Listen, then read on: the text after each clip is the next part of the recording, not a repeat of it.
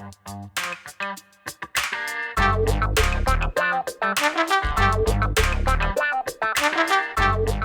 guys, Montel here, and welcome to this edition of Let's Be Blunt with Montel. My guest today is on a mission to change the conversation and the stigma around cannabis to one that's about well-being and the ways cannabis can enhance our lives.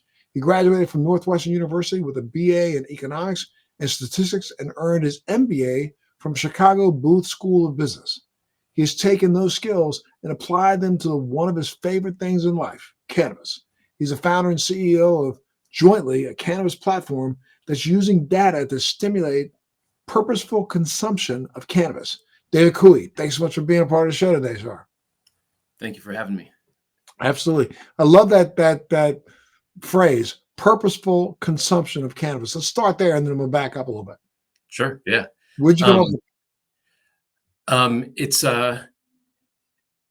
It took us a while to find the right words for it. We've messed around with intentional consumption. But purposeful feels right. It's because it's purposeful consumption starts with choosing a meaningful goal, and that's part of what kind of goes immediately against the grain of the stigma. We know that cannabis isn't about getting high; it's about relaxing, relieving stress, sleeping better, relieving pain, enhancing your creativity, focusing, and so it's about how cannabis isn't about getting high, that when you peel just one layer back, everybody's got a purposeful reason for it. That's usually a reason that's about making their life better. Absolutely. Well, let's go and get back to that there in a second. But let's start with your background. Where did you grow up and where did you live? Where do you live now? I grew up in the Chicago suburbs, suburb called LaGrange Park, Illinois. And I lived there, lived in Chicago until 2002, until I was 27. Then I moved to Los Angeles and lived there for 20 years. And then just last fall, moved to the Denver area. So that's where I am now, near Denver, Colorado. Okay. And give me a little bit about your background. I've professionally, I've been in all kinds of things since school. The one kind of thread that holds them all together is that I like using data to solve problems. I like using data to make the world a better place, really. And so I've done that with trucks and diesel engines. I've done it with software that helps manufacturers manage their distribution systems. When I left what I call the corporate world in 2009 and my last real job, I opened a bicycle retailer in Southern California. And so I built a brick and mortar and e-commerce bicycle retailer, and then been working on Jointly since about 2018. Okay, and what got you into cannabis? Let's talk about your journey with cannabis. Yeah, I think I've always had anxiety, but I didn't realize it until probably 2012 or so. You know how young people have started to talk more about their mental health, be more open about their mental health. I think that has helped me as a 47-year-old guy examine my own mental health. And so I realized that I spent most of my life being wound pretty tight. And I didn't know that. And I didn't know cannabis was something that might help with that, because I grew up with the stigma, and I had no idea that cannabis might be something that could help a person with their stress and anxiety. So I in 2012, living in California under California's medical program, kind of discovered a whole new world inside a pack of peach gummies. And I tried one, and I didn't realize how wound up I was until I felt what it was like to be unwound, and was just amazed at this thing that I had misunderstood for so long. And so the next time I tried 2 gummies, and I had a terrible experience because that was far too much THC for somebody, a new consumer with anxiety, and I didn't have a good experience. And so that began me on a journey of saying, I'm gonna figure this out. And in 2012, even today, the industry and the consumer, everybody lacks good data and information about cannabis and its effects and its uses and so on. And especially in 2012, when I started to look, well, how do I decide what product to choose? And how do I know how to take it to get the effects that I want? There was just kind of a dearth of information. And so that that got me tracking my own consumption to find out what worked for me and what didn't, and what provided the effects I want and what didn't. And it's expanded from there. And now, I mean, I've fallen in love with cannabis. My favorite thing to do is to go out hiking in a forest like the one you're in, Mm, and enjoy some cannabis outside in a place where my mood is elevated, not only by the nature and the place I'm in, by my physical activity, but also um, by plant-based cannabinoids. absolutely. And what was the job that you were doing when you first discovered cannabis? That's when you were That was when I was running the bicycle shop. Yeah. in a bicycle shop. It's cool. And now, did you experience it with friends, or you just did this by yourself?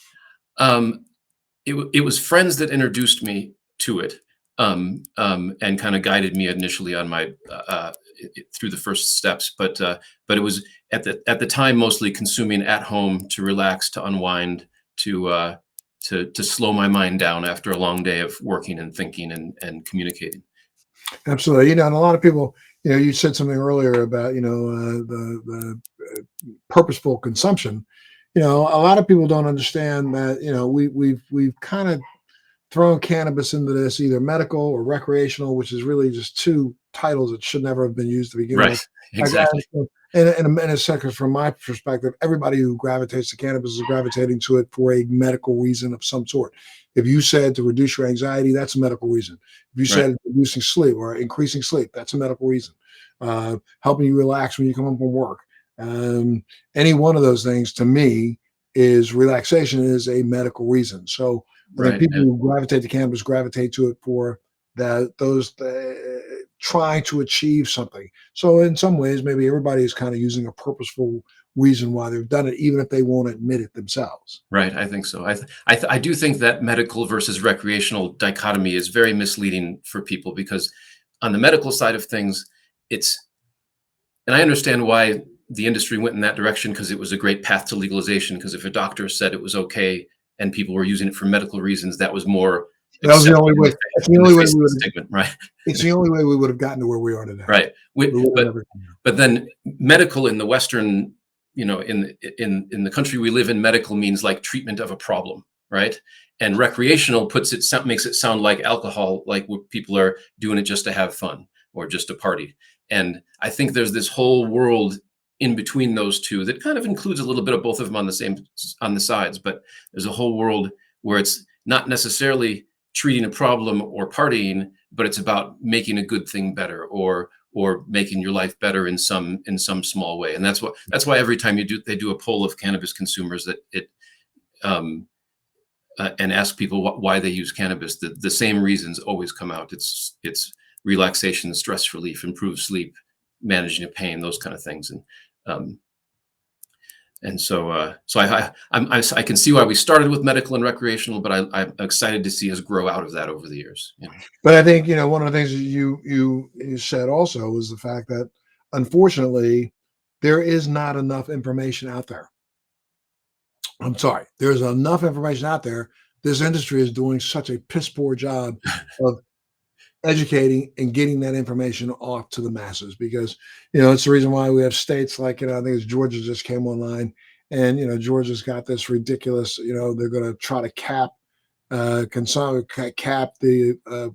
plants to a 5% THC number that somebody arbitrarily just pulled out of the sky and said, I think 5% would be better.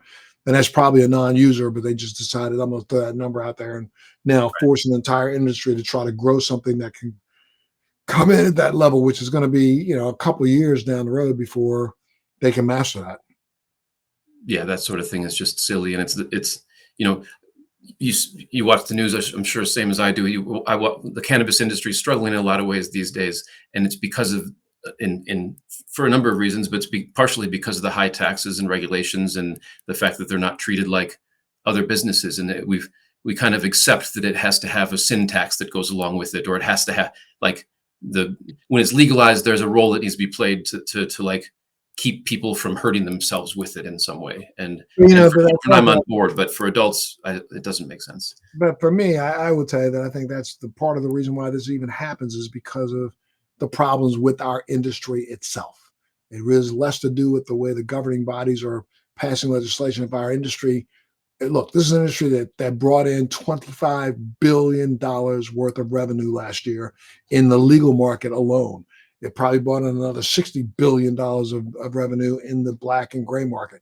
If they would just stop for 1 minute and recognize that 10 years from now, everybody's going to be a billionaire, take your time, put the money together, do what you should be doing as far as advocacy and lobbying these assholes down in Washington, D.C., who have a drink in their hand when they're saying, no, no, no, you shouldn't do cannabis.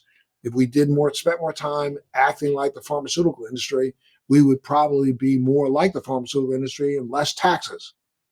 But got everybody out here trying to get rich quick, Right. rather than understand that there's enough. We're no further down the path than the Wright brothers pushing a wooden plane down a hill. Yeah. We don't even have jet engines on this thing yet. So we got to slow down, come together, figure out how to do this in a way that mimics other, verticals that have done it before us. I mean, the reason why the pharmaceutical industry owns Congress is because they spend a lot of time lobbying. They spend a lot of money lobbying. They spend a lot of down there talking to these buttheads who are the ones making up these silly laws, rec versus medical. Agreed. Yeah. Now, when did you decide to get into the business of cannabis professionally, and why? I didn't plan to. When I first started using cannabis, like I said, I started tracking my consumption, and I learned, like, what are all the factors that can impact my experience, and what are the different uses I have for this plant. And it was about 2018. I have a business partner in jointly. His name's Eric. We were going for a bicycle ride because I own a bicycle shop, and he asked me at the time if I was interested in starting a cannabis business, and because he had been interested in the subject for a long time, long before I started. And we started just kind of looking into it, just kind of, exploring a little bit. And because I was a retailer and had a decade of retail experience, maybe we open a dispensary. And because I've worked in manufacturing in the past, well, maybe we get into some kind of processing type thing. And as we got into it, long story short, I remembered how I got started with cannabis. And remember what it was like to be a new consumer in a newly legal environment, and realized that little system that I made for getting the results I wanted from cannabis could be a business or a service in and of itself. And so that's how Jointly came to be. Wow. And tell me about Jointly. Talk about it. Yeah. So Jointly is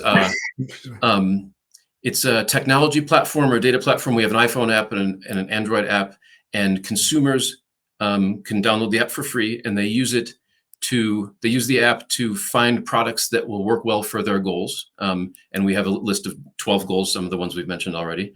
And then they reflect on their experiences. They track their experiences, and then through tracking their experiences, we provide them with insights that help them kind of turn the dials on the experience to get the experience they want, so that they keep track of dose, they keep track of the product they're using, their ingestion method, those cannabis factors, and then a whole host of non-cannabis factors that also impact the experience. Things like how hydrated you are, how well you've been eating, how well did you sleep last night, did you exercise today?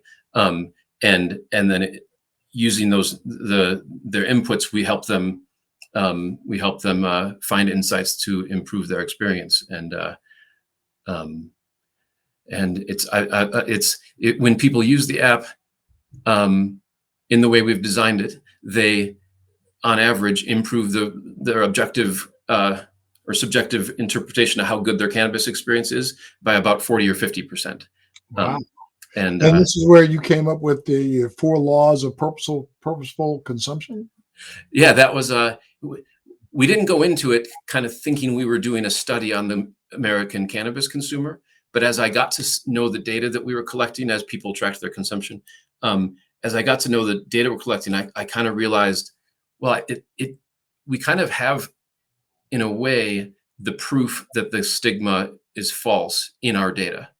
And where that came from is and I'm a math guy, so if the stigma is you plus cannabis is less than you, and that's what we've all been taught for so long. That's been the conversation for so long, that a cannabis consumer can't be a good parent, a good teacher, a good doctor, a good anything, because they're they're lazy and they're a stoner and they're unproductive. It was all the things that went along with the stigma. So I stated that as you plus cannabis is less than you, and then I realized that in our data we have the evidence that that's not true. And this isn't news to you. You've been advocating for legalization and normalization since long before it was cool to do so, really, and which is great. But in our data, we have evidence that the 4 laws, as we call them, the first one is that it's not just a uniform plant. It's a complex plant that can produce a variety of effects. And that obviously, and most people in the cannabis industry know that. A lot of people outside the cannabis world don't understand that. Again, going back to the fact that this industry does a piss poor job of educating the consumer. But go ahead. Yeah, exactly. And so it's a complex plant with a variety that produces a variety of effects. That's the first law. And we have the data that proves that because different products work better or worse at different things, and it's in the data. There's no arguing with it. And the second part is that people use cannabis for a variety of productive purposes. I don't like the word productive that much, but we use it to contrast with unproductive, really. So those are those goals that we've mentioned a couple of times now. And when we've polled consumers and we list the 12 goals that we have for consumption, and then we list an other, or like a fill in the blank kind of thing, only 2 or 3% choose other. So and they're all the kind of things that make your life better. So like people meditate so that they can relax, so that they can sleep better, so that they can relieve stress. People exercise so that they can live better. It's like, I think cannabis belongs in a set with things like exercise, meditation, stretching, yoga, those kind of things. Something you can do that you can add to yourself that makes your life better. So that's the second one, is that people use it for productive purposes. And then the third law is that cannabis affects everyone differently. So the right product for me and my goals could be a disaster for you, and vice versa. And that's evident in our data as well. And then the fourth one, and this one's the important one that we think our app helps a lot with, is that people get better results when they create the conditions for a good experience. That's what we call it. And so those are the factors like setting, like where do you choose to consume? Who are you with when you consume it? The state of your body and mind, like have you been exercising? Are you hydrated? Are you eating well? Those kind of things can take somebody's if somebody's rating their experience on a scale of 1 to 10, which is what they do in our app, when they don't have the conditions, when they're not creating the conditions for a good experience, they might average about 7 out of 10. And then it's by learning how a healthy lifestyle pairs well with cannabis consumption that they end up getting learning how to get a 10 out of 10 more often, or a 9 out of 10 more often. Yeah, being a numbers guy, though, I wonder what your take is on the fact that, I mean, depending on which number you read and listen to, there are polls out here that say that as much as 91% of the people in America agree that cannabis is a viable medical product. Over 60% of the country, somewhere between 60 and 64%, believe that it should be made legal. But then I've heard numbers as high as 69%. Right. Now we're getting ready to go into a phase where, we were up to 38 states in the District of Columbia. We are probably going to hit somewhere around 72, 42, 43 states this midterm that are going to have some sort of viable cannabis law. I mean, the numbers don't lie. Right. America is speaking. America has spoken. It says stop the bullshit when it comes to cannabis. Right. It's one of the only things we all agree on. Yeah, absolutely. You can even look back to January 6th, what everybody disagrees on, and notice that those that were trying to destroy this democracy were doing so with joints in their hands.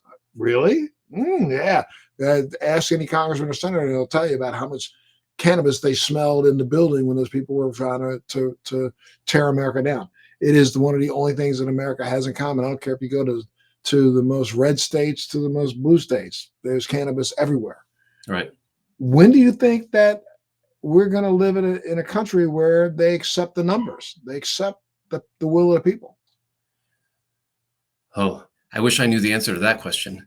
Yeah, that's a $1 billion question. Yeah. I mean, it's just another example of and I don't want to get too political about it, but it's just another example of how broken things are when even the thing that we all agree on we can't move forward with. Because if the government is just all of us together, which of course it isn't because of a whole host of reasons, but if the government is supposed to just be all of us acting together in our collective interests, and something has 68, 69% approval, when people ask that same question about medical marijuana, it's up in the 90s, like you said. Right. It's just another symptom of a broken system to me. You're probably closer to it than me to be able to speculate on what's taking so long or why. Again, I'm gonna blame our industry for why, but go right ahead. There are some complex issues that I can understand why they would take some time to resolve with interstate commerce and will California farmers be able to ship their product to the rest of the country, and what will that do to a small craft farmer in Vermont or Pennsylvania? Nobody's looking at this as the small craft farmer in Vermont and the consumer in Vermont hasn't been really trying that hard to get that product from California. So Right. California, I mean, why do they think that all of a sudden, this Cali weed's going to be the best weed in America? Not necessary. We all know that the best weed grown in America before Cali put this little stamp on it was in Kentucky. The cornbread mafia was one of the biggest marijuana busts in America back in the late 60s. So, I mean, it's really kind of bizarre that we think that one state's going to outperform another state when you take a look at local farming right now. The fact that people like to have, farm to table foods that aren't coming from across the country, they're coming from their backyards. Right. So I think that's just a weird assessment by, again, our industry. They believe that they're going to be able to just go out to Humboldt County and just ramp it up. We're going to sell to the whole nation. But look, people in Florida don't like people from California anyway, and they ain't going to buy anything from California. Wow, why are you so stupid? Very good point. Sorry, I'm just telling you the truth. But but what blows my mind is that even though on polls the numbers are as high as you say, and I have read, there still seems to be this ridiculous stigma. And that stigma is there because this industry hasn't done enough to educate people the right way. Yeah, I agree. That's why I'm also the CEO of a business, but in terms of our mission, that's one of the things that personally for me, I'm hoping to do something to contribute to, which is why we've been advocating and pushing to make our data more and more available and more public, because if we have the data to prove that the stigma is false, that cannabis makes you more and not less, then maybe we can win over a segment of the population that the type A's that needed the proof. Maybe we can start right here. Where would people go if they want to get more information about what it is you are working on with Jointly? Tell them, give them all access to every platform you have. Sure. Our website is jointlybetter.com. And you can find just about everything about us there. And the app's called Jointly as well. And it's available on from the Apple App Store and Android. And anybody that wants to know more, I published a 6-part series on the theory of purposeful cannabis consumption. That's what we called it. And so there's 26 pages that people can read, that if anybody, I know in America's modern attention span, nobody's reading 26 pages, but if you can get through to the end, you'll see that if you can share that data, that information with a skeptic, somebody who still believes in the stigma, somebody who still misunderstands cannabis, that it might move the needle a little bit for that one person. Well, it's also important. One of the things as you said this earlier, also, it's important that consumers understand the complexities of the plant itself, and that the effects of the plant, which vary greatly depending on the human individual, depending on formulation, strain, strength, delivery system, not to mention, of course, the consumer's condition at the time of consumption, like whether or not they've been eating the right diet, what they've had to eat during that day.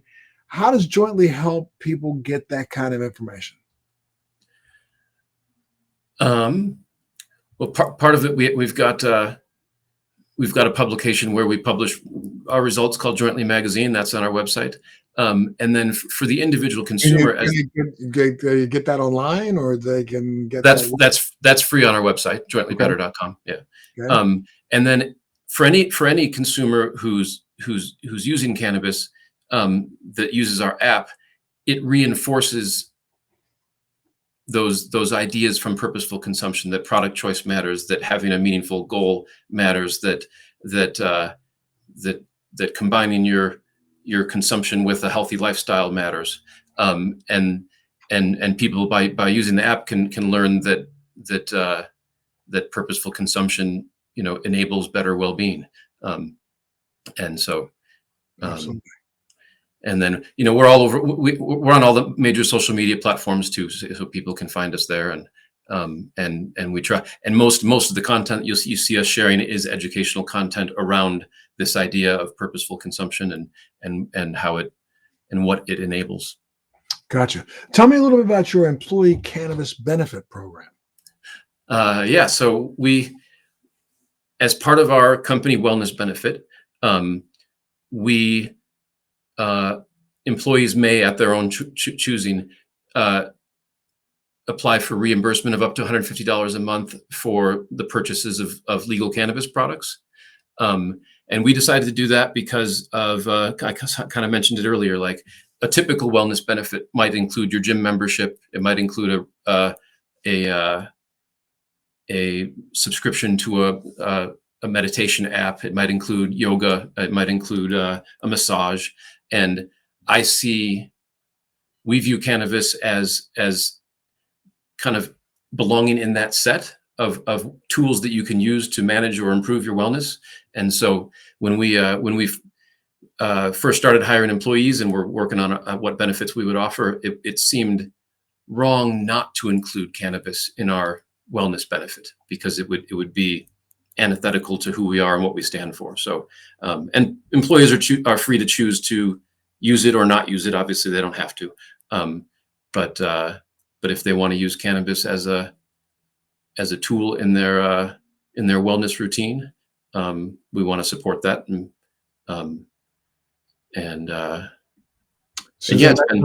Seems like that's something you can suggest to corporations all over America. I've been hoping it would pick up. I've been hoping other people would follow suit and offer the same to their employees. So if there's any employers out there listening. And how is Jointly getting this information out there to the broader audience so that this may help for legalization and acceptance? I mean, I think, some of the data that you're collecting could be data that needs to be put in the hands of all of the naysayers. Yeah, no, I mean, me here talking to you is part of that, I suppose. We're trying to find every way we can. We're a small company. We have limited resources to get the word out, but we're looking for every creative way we can to help get the word out about what our data shows and so on. The wellness benefit is also an attempt at doing that, because we tried to make some news with that, because we were like, this goes against the grain enough that maybe we can get some press pickup, and then by getting the press pickup, we can start that conversation about how cannabis is wellness and so on. So that good. Anything it'll snowball. Sure. Anything from the data that you've collected so far surprise you? Yeah, one thing we just discovered, we just did a report with a company called New Frontier Data on the cannabis consumer. And one of the things we found in our data is that, let's see if I can phrase this right, goal attainment, meaning like if your goal is to relax or relieve stress or sleep better or whatever, and you're rating your success on a scale of 1 to 10, female consumers report less success at achieving their goals with cannabis than male consumers do. And there's been a recent article that's come out that discusses the fact that cannabis does affect women differently than men, because there is a difference in our endocannabinoid system. Right. Females don't seem to have the same number of CB1 connectors that males have, but they seem to actually absorb more THC, which is really very interesting. That from the article that I read about a week ago. Yeah, So to me, there's just so much more that we have to learn about cannabis, and science is so far behind on on revealing the reasons for some of those truths. And so it could mean there should be women specific products. It could just mean that they need to consume slightly differently to get the results they want. But to me, it was surprising. And Yeah, absolutely. And the fact that we are just now starting to understand that, the entire idea, I think, of what we've assumed in the last, especially the last 5, 6 years. I mean, this industry just is an industry that can't get out of its own way. I mean, we jumped aboard, THC, CBD. Oh, I said CBD, and forgot the fact that, Dr. Mashullam said from day one that this was an entourage effect. All the cannabinoids play a part. All of them play a part synergistically in every aspect of what you feel. Those who claim that there's no euphoria in CBD, well, the jury's still out on that. Is there euphoria in pain cessation that you automatically get through endorphins in your brain? So how about CBC, which we now know has a greater impact on the brain when it comes to depression than THC, CBD, and CBG? That's interesting. So a lot of the stuff, like you just said, the research hasn't been done, but the research has been done. Again, cannabis is probably one of the most researched plants on the planet. There's been over 35,000 peer-reviewed published documents on cannabis in the last 10 years, 3,500 in the last year alone, making cannabis more research than aspirin, alcohol, chemotherapy. Yet people don't want to seem to understand that, and that's the excuse that a lot of politicians use. Well, when they finally do enough research to shit, I feel like reaching them the television and smacking somebody upside the head. I'd say, why don't you just start reading some of the research, fool, and you might understand that the answer that you're looking for is there. You guys look at the patient experience based on what they consume, but are you tracking all the different products that are available in now, all 38 states? Yeah, we've got behind Jointly is a database of it's always growing and always changing, obviously, given the nature of the market. But we have a database of all legal and licensed cannabis products and their characteristics.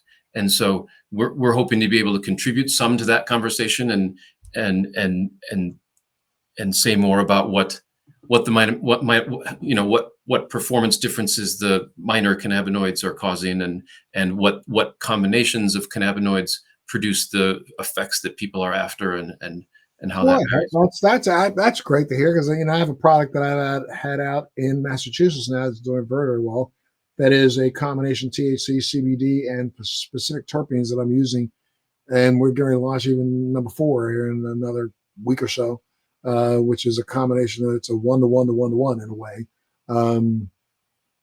by volume of THC, CBD, THC, CBD, CBG, and CBC all together, along with particular terpenes to elicit a response. This is our sleep product. It's been doing very, very well. But I wonder what you guys say about my products. I got to go up on the app and find out, huh? Yeah, I have to look them up and check. I think CBG has a lot of potential as well. We see a lot of products performing better than average that for sleep and for across a range of goals that contain CBG. So I think that that's a underappreciated cannabinoid right now. So absolutely, people don't understand that that's, if you will, the stem cell cannabinoid, because that's where THC, CBD come from, and all the variants, CBDA, T, A, V. So a lot of people need, again, it's this whole thing about educating the masses, and the more we can educate them, the better a consumer will be able to understand what they're even trying, what their goals are through cannabis. Right. Yeah. Do you cover cannabis in other legal countries? No, for now we're U.S. only, Sure. And that could change over time. But we figured we'd start here since that's where we are.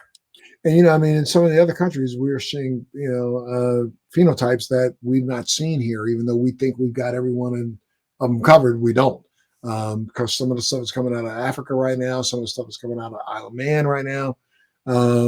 There are just different configurations of a lot of those minor cannabinoids. The 4 that I just talked about are are the big four, CBG, CBD, CBC, and THC.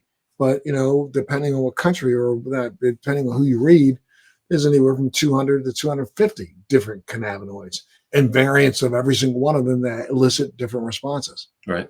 So yeah, it's going to take you a while to get busy with a lot of that, right? Well, I'd love to see that's part of the future of the industry that I'd love to see is a wide variety of various combinations of cannabinoids so that consumers can experiment, and we say experimentation is the key to purposeful consumption, because you can think you found the product that's best for you, but you might be at like a local maximum. You might think you're at the one that will do the best for you, but if you try this other combination, you can get better results, and so the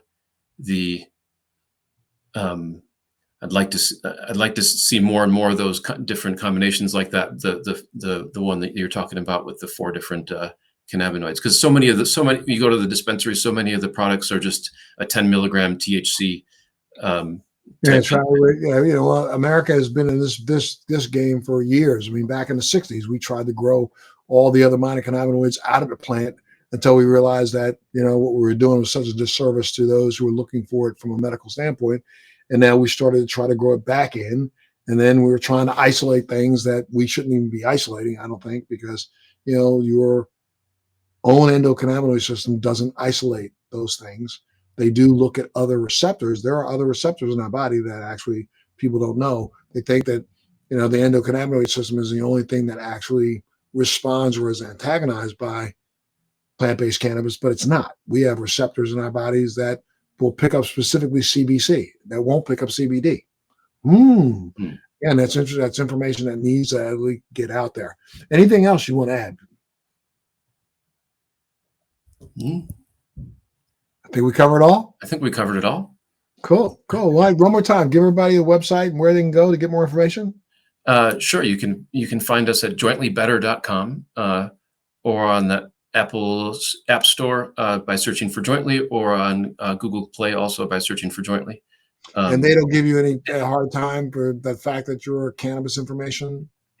So far, so good. No, we're not. We haven't had any difficulty with the app stores. And then if anybody wants to reach me, my last name is unique, Kooi, David Kooi, so you can find me on LinkedIn, or if you email for me through our website, I'll get that as well. We're small enough that Absolutely. Well, thank you so much, David, for being a part of the show today, man. Really interesting. I know if people out there are going to be reaching out to you to see if they can get some information about their specific states or where they live and what's available to them. So, I would suggest that they do that, because I think you've really nailed it. I think purposeful consumption is the key, and slow as you go is the key. Thank you. You said it yourself, you took that one gummy and said, one's good. Let me try 2. Whoa. So I always suggest to people, especially if they're trying my products, to make sure that it's slow as you go. It'll take you where you want to be. All right, sir. Thank you so much for being a part of the show today, and I'd love to have you back sometime. So keep in touch, and let's keep chopping it up. Thank you. Appreciate it. That's it. And for those of you out there, hit that little subscribe button down there on the bottom of your page, or you can always leave us a comment if you want. We'd love to hear from you. But make sure you tune into the next edition of Let's Be Blunt with Montel. Thanks for joining me on Let's Be Blunt with Montel. Please make sure you're subscribed and hit the bell to be notified when new episodes post each week. We'd love to hear your feedback also, so please send us your comments.